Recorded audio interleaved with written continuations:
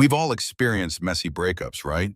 But none quite like this one involving Alexis Maki. As a talented mixologist at a local speakeasy named Great and Tonic, she was shaking up cocktails while balancing her studies in radiology. She fit the mold of a typical 20-something, exuding a love for travel and gaming, as shared by her friends and family. Alexis was also a proud pet parent to two adorable cats and a dog, reflecting the warmth and affection that those close to her felt. Then tragedy struck. Alexis Maki was shot multiple times by her ex, a shocking act that is beyond comprehension. I'm not using the term allegedly here, as he has pleaded guilty to his actions. However, it was the hours leading up to the shooting that have raised many questions. This incident has left many wondering.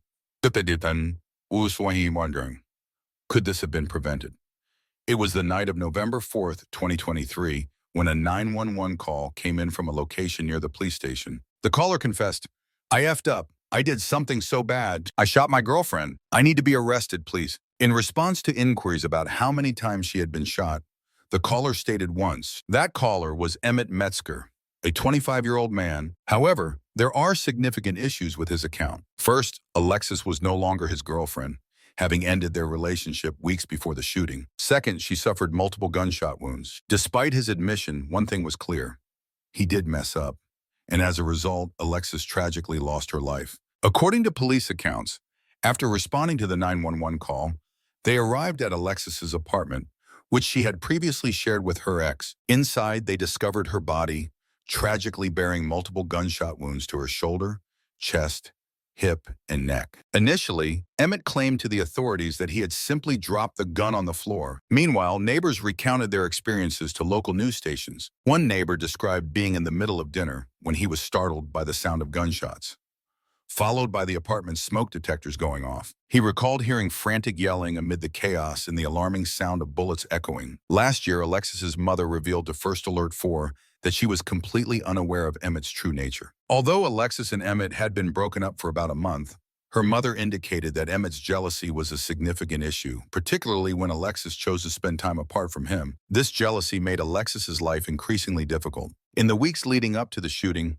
Alexis sought refuge at her mother's home to escape Emmett's control. She even brought along her treasured dog for comfort. However, on the day of the incident, Emmett requested that Alexis return to their apartment, even using the dog as a tactic to persuade her. According to her mother, there were serious concerns about Alexis's safety in going back. In a troubling turn of events, Emmett persuaded Alexis to bring their shared dog back to the apartment. He claimed he wanted to see the puppy one last time while he packed his belongings. Despite her mother's hesitation about Alexis going back, Alexis reassured her that Emmett would not harm her. This moment is crucial to understanding the events that unfolded hours before the tragic shooting. While the exact timing of Emmett's call to Alexis is unclear, just hours earlier, he had violently attacked one of her co-workers. Around 4 a.m., the police received reports of the assault at Grid and Tonic, the very place where Alexis worked. Her bond with this co-worker had grown strong, which seemed to incite jealousy in Emmett. Emmett was visibly displeased with the close relationship Alexis had formed with her coworker. In a fit of rage, he allegedly drove to her workplace and assaulted her coworker, delivering several brutal punches. The attack was described as vicious, resulting in blood dripping from the coworker's face and leaving him with a chipped tooth. It was even reported that blood from the altercation stained Alexis's dress in her car. Following the incident, her coworker made it abundantly clear to the police that he wished to see Emmett arrested. However, despite his clear intent, the police did not pursue the investigation actively until hours later, around 8:30 a.m. That morning, when her coworker's father arrived at the police station demanding answers about why Emmett was still free, after leaving a voicemail for Emmett, the police received a call back from him an hour later. He even arranged a time to come to the police station for a recorded interview, which was scheduled for 6 p.m. That evening, however, he failed to show up. It is now known that he eventually went to the police station later that night, but for a very different reason. He intended to turn himself in for the shooting of Alexis. In a statement regarding their decision not to arrest Emmett, Lebanon police noted that these incidents were separate and ended tragically. They further explained that police departments routinely handle battery and not assault cases, which often leads to delays in suspects being apprehended, sometimes taking weeks before the summons is issued, after which the suspect is released. Even if the suspect was apprehended, he would ultimately receive only a summons and be released pending a court date. There is undoubtedly one person responsible for the senseless murder of that young lady in New Baden, the suspect himself. To suggest otherwise is utterly absurd. Ultimately, Emmett faced charges for first-degree murder, and just this week, he pleaded guilty to killing Alexis. Although he has not yet been sentenced, he is confronting a lengthy prison term ahead. I'm joined by criminal defense attorney Sophia Robinson Ferrer. Sophia, it's always a pleasure to see you, and thank you for being here with me today. First, I must ask your thoughts on this plea deal. Does it surprise you in any way? This plea deal isn't surprising at all, especially given that the defendant was the one who called 911 and confessed during that call. In his interview with investigators, he further admitted to murdering his then-girlfriend. Thus, it's clear he is taking responsibility for his actions, which ultimately avoids the need for a trial. While I'm not certain if there's a specific sentence promised in the agreement, it's likely he's facing anywhere from 45 years to life in prison. There may have been discussions during the negotiations, with the possibility of agreeing to a 45-year sentence instead of facing life in prison on the back end. I'd like to revisit what you mentioned about the 911 calls involving Emmett Metzger. He expressed feelings of guilt, saying something along the lines of, "I messed up. I did something terrible. I shot my girlfriend, and I need to be arrested." As a criminal defense attorney, I can tell you that it's not particularly common for defendants, or even suspects at that moment, to openly admit their actions. In many cases, understandably so, when someone commits a crime, they are acutely aware of the possibility of facing prison time. Consequently, they often attempt to conceal their actions. After all, most people don't want to be caught unless they are experiencing a sense of remorse. In fact, it is quite rare for our clients to acknowledge their guilt, especially during a 911 call. Admittedly, I made a grave mistake. I take full responsibility for killing my girlfriend and am prepared to face the consequences of my actions. This admission is a rare occurrence, particularly when it comes from our clients during a 911 call in a murder case. Such openness is not something we typically see. However, it highlights the uniqueness of this situation. Recently, there has been a noticeable trend of domestic violence escalating to homicide, followed by a 911 call from one of the parties involved.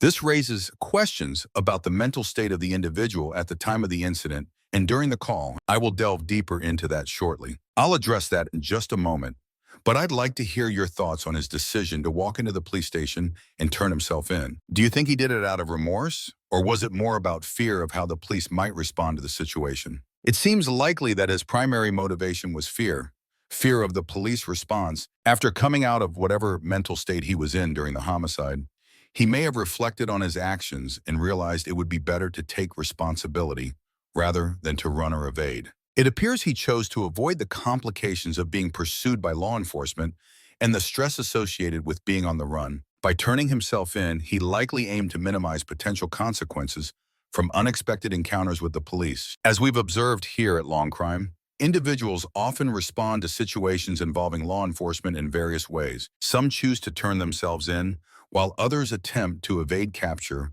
or even leave the country entirely. This spectrum of responses highlights the unpredictability of unplanned interactions with the police. In the context of the recent shooting, the level of violence displayed is truly horrific. The perpetrator shot Alexis multiple times, inflicting wounds to her neck, chest, shoulder, and hip. It's troubling to consider that this aggression was directed at someone he purportedly loved. Initially, he claimed that the gun accidentally discharged when it dropped, leading him to call 911. However, such a claim stands in stark contrast to the severity of the injuries inflicted. The level of violence involved is characteristic of a widespread pattern seen in domestic abuse cases. It is important to note that this was not merely a single gunshot wound resulting from an accident. Instead, there were multiple gunshot wounds, which suggests a deliberate act. What often goes overlooked is that firing a weapon requires applying a specific amount of pressure. This individual applied that pressure multiple times, indicating intent. While I cannot speak to what transpired before this incident, it seems there may have been a disagreement at the young woman's workplace. With this context in mind, it highlights a troubling pattern leading to tragic outcomes. This incident clearly stemmed from an ongoing domestic violence situation. It was a reaction to the tumultuous circumstances that had been taking place before this final incident occurred. Often we observe that such attacks, whether involving multiple gunshot wounds or stab wounds, reflect the intense emotions tied to the individuals involved. While it may not always qualify as a crime of passion, Domestic violence cases are characterized by a heightened emotional state in the accused. This emotional intensity often plays a significant role in violence, particularly in close-range confrontations. Domestic violence incidents can escalate rapidly, often leading to severe outcomes such as shootings or stabbings. It's alarming how these situations are sometimes trivialized as mere lovers' quarrels. However, as we've discussed in relation to various cases, the reality is far more serious. The emotions involved in domestic violence cases can create a perception of passion,